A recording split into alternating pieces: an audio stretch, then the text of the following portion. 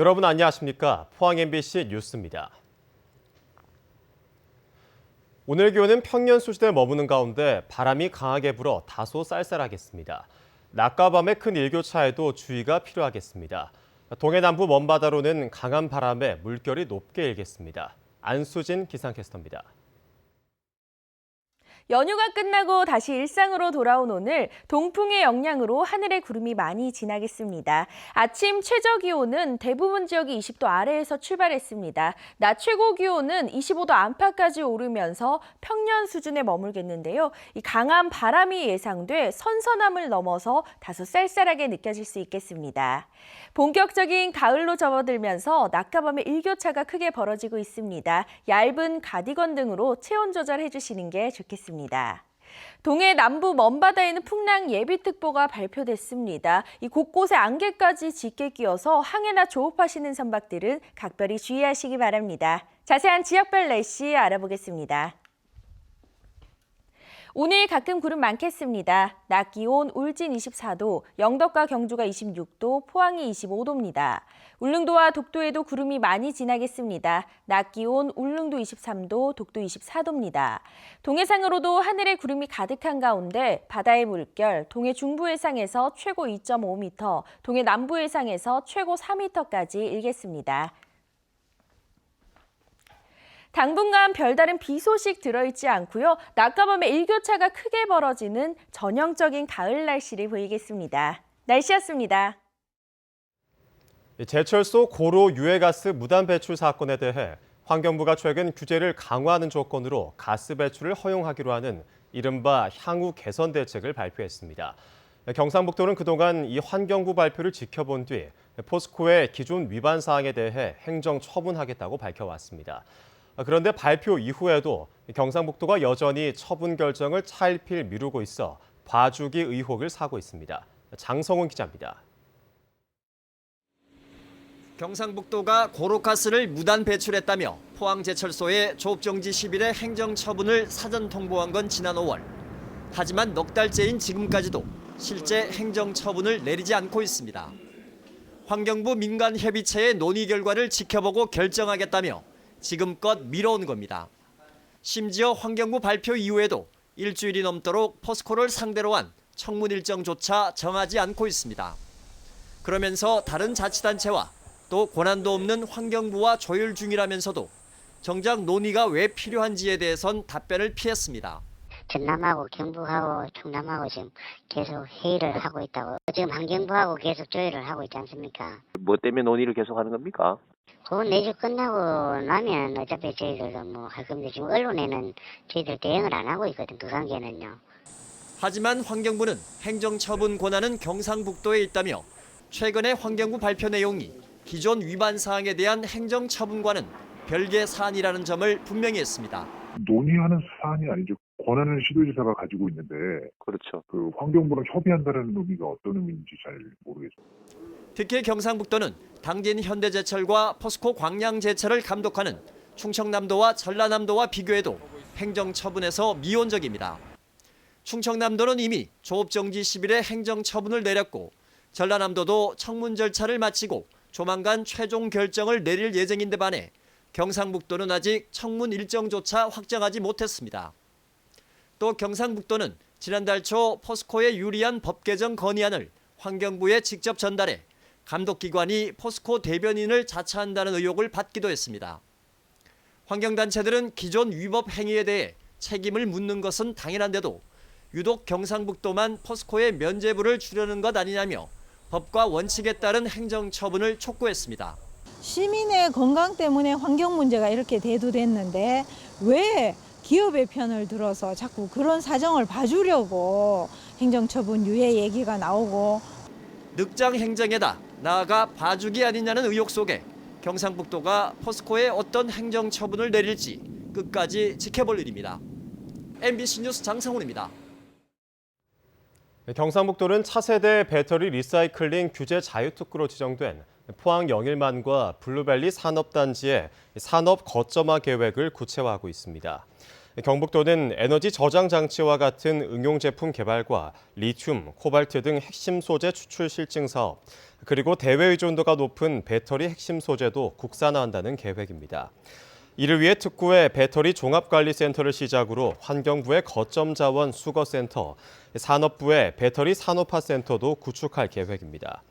전기차 사용 후 배터리는 내년에는 1만여 개에 이를 것으로 예상되지만 배터리 재사용 및 재활용에 대한 법 제도는 미흡한 실정입니다. 경주시는 경기 활성화와 서민 생활 안전 등을 위해 올해 두 번째로 825억 원 규모의 추가 경정 예산을 편성해 시의회에 제출했습니다.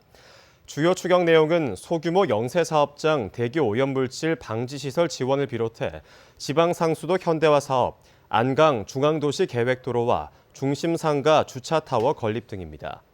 경주시 제2회 추경 예산안은 오는 19일부터 열리는 제245회 경주시의회 임시회에서 최종 확정됩니다. 물에 불리지 않고도 빻아서 가루로 만들 수 있는 쌀가루 전용 벼품종이 개발됐습니다. 생육 기간이 짧아서 이모작을 하기에 적합하고 쌀 가공 산업도 활성화될 것으로 기대됩니다. 김건혁 기자입니다. 포대쌀을 분쇄기에 쏟아붓습니다. 이내 새하얀 쌀가루가 만들어져 나옵니다. 밥쌀이 아닌 쌀가루 전용으로 개발된 새 품종 가루미여서 가능합니다.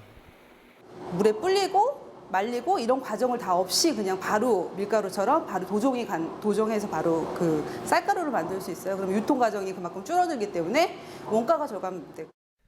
가공용 쌀 소비량은 58만 6천 톤. 하지만 쌀가루로 재분된 건 5.6%, 3만 3천 톤에 불과했는데 이번 가루미 개발로 쌀 가공 산업이 활성화될 것으로 기대됩니다. 밀가루 대신 쌀가루로 빵을 만드는 이곳은 맛 좋고 몸에도 좋은 건강빵집으로 입소문이 크게 번지고 있습니다. 밀빵을 못 드신 분들이 저희 쌀빵을 먹어보고 속이 편하고 알레르기 반응도 없고 식감이 너무 좋다고 합니다. 그래서 농촌진흥청은 연간 200만 톤에 달하는 밀가루 소비를 대체하기 위해 다양한 품종 개발을 추진하고 있습니다. 가공 적성도 좀 다양하게 할 수 있고 또 품질도 우수하고 균일한 쌀가루 전용 품종들을 다양하게 개발할 계획입니다. 가루미는 병에 강하고 생육 기간이 짧아 이모작을 하기에 적합해 더욱 주목받고 있습니다. 밀가루를 대체할 수 있는 신품종 쌀 개발로 쌀 가공 산업 활성화는 물론 소비 촉진도 기대할 수 있게 됐습니다.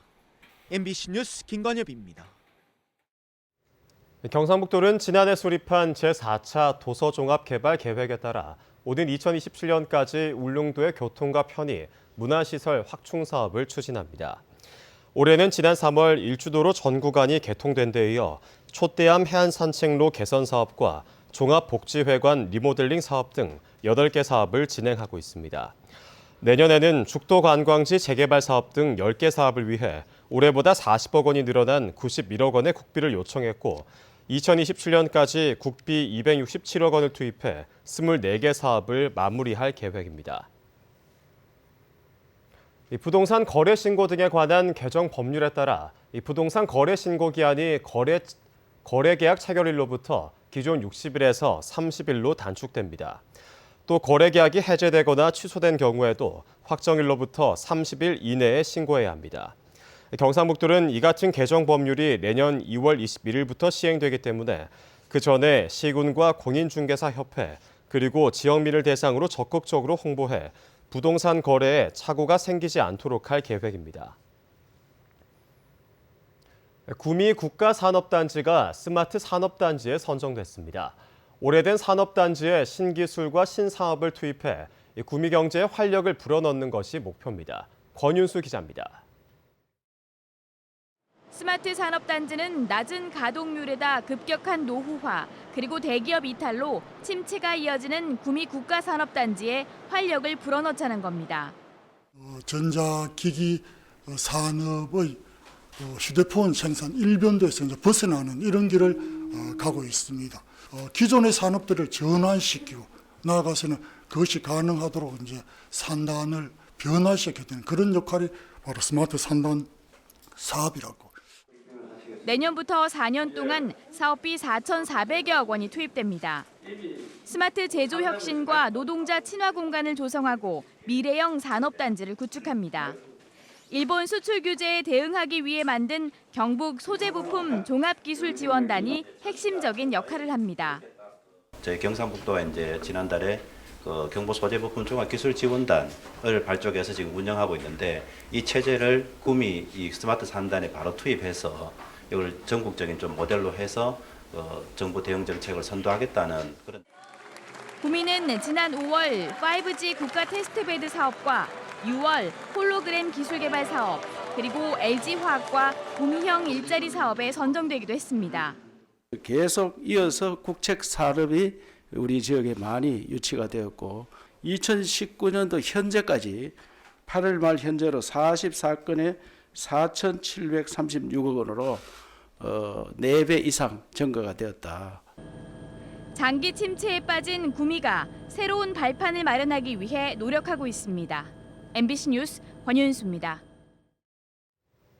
정부가 소규모 축사나 창고 등 비주거용 건축물에 사용된 슬레이트도 내년부터 철거를 지원하기로 했습니다.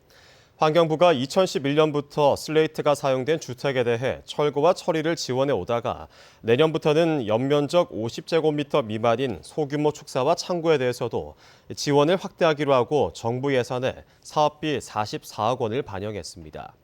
한국환경공단의 조사에서 전국의 소규모 축사와 창고 21만 채의 78%에 달하는 16만 채가 1980년 이전에 지어진 노후 건물이어서 성면 비산 가능성이 큰 것으로 나타났습니다. 문화재청은 내년도 지역문화재 활용 사업으로 모두 386건을 선정해 지원하기로 했습니다. 선정된 사업은 문화재 야행과 향교 서원, 전통 산사, 그리고 고택, 종갓집 활용 등입니다. 경북 동해안에서는 경주문화재 야행과 경주향교, 울릉도 일본인 가옥, 그리고 포항 덕동숲을 활용한 스토리텔링 등 11건이 선정됐습니다. 특히 올해 세계문화유산으로 선정된 경주 옥산서원을 포함한 서원 활용 사업도 처음으로 포함됐습니다. 지난해 지역문화재 활용 사업으로 280개 프로그램이 운영돼 303만 명이 관람한 것으로 분석됐습니다. 지역 예술의 미래는 청년 작가들을 보면 알 수 있습니다. 경주 화단을 주도할 젊은 작가들의 전시가 이어지고 있습니다. 한 주간 문화 소식과 함께 박세아 아나운서가 전합니다. 기하학적 공간 속 녹색의 식물들. 벽을 향한 의자로 상징되는 작가는 불안한 사회에서 녹색의 위안을 얻습니다. 올해 대학을 갓 졸업한 신진 작가의 첫 개인전이지만 여러 공모전에서 두각을 나타내고 있으며 경주문화재단이 지원하는 경주작가 릴레이전 최연소 작가로 주목받고 있습니다. 제가 다녀왔던 공간들 자체를 제가 좋아하는 위안을 받을 수 있는 공간 자체로 다시 재탄생하면서 제 작품이 완성이 된 거고요. 이 경주라는 자연적인 환경도 제 작품에 어느 정도 영향을 끼쳤다고 보면 될 것 같습니다. 전통미술에 맥을 잇는 청년 작가들도 있습니다. 가는 붓으로 꽃살문의 나뭇결 하나하나에 공을 들이는 모습은 경건함이 느껴집니다. 불화를 배우는 젊은 세대는 줄고 있지만 전통을 이어간다는 자부심으로 대중적으로 다가가기 위해 노력 중입니다. 평소에는 이제 부처님이라든지 종교적인 특색이 좀 강한 이제 그런 작업을 하는데 단체전을 하면서 이런 악기도라든지 편안하게 다가갈 수 있는 그런 작업을 하고 있습니다. 다양한 장르의 경주 출신 젊은 작가들이 모인 경주 청년작가 회원들은 2002년부터 정기 회원전을 개최하고 있으며 제18회 회원전을 앞두고 있습니다. 이어서 이번 주 문화 소식입니다. 제5회 영일만 사진연구소 회원전이 포항문화예술회관에서 열리고 포항호텔 아트페스티벌이 포항 라한호텔과 영일대 장위원에서 제1회 울진 인권문화제에서 울진 연호정, 제4회 청소년 협주곡의 밤이 경주 예술의 전당 화랑홀에서 공연됩니다. MBC 뉴스 박세아입니다. 지역 대학들의 수시 모집 경쟁률이 지난해보다 소폭 떨어진 가운데 취업에 유리한 학과는 여전히 경쟁률이 높은 것으로 나타났습니다. 경북대와 영남대, 계명대는 지난해에 이어서 올해도 의예과의 경쟁률이 학내에서 가장 높았는데 경북대 논술 전형 치의예과는 경쟁률이 191대 1로 나타났습니다. 대구대와 경일대, 대구가톨릭대는 간호학과의 경쟁률이 가장 높았습니다.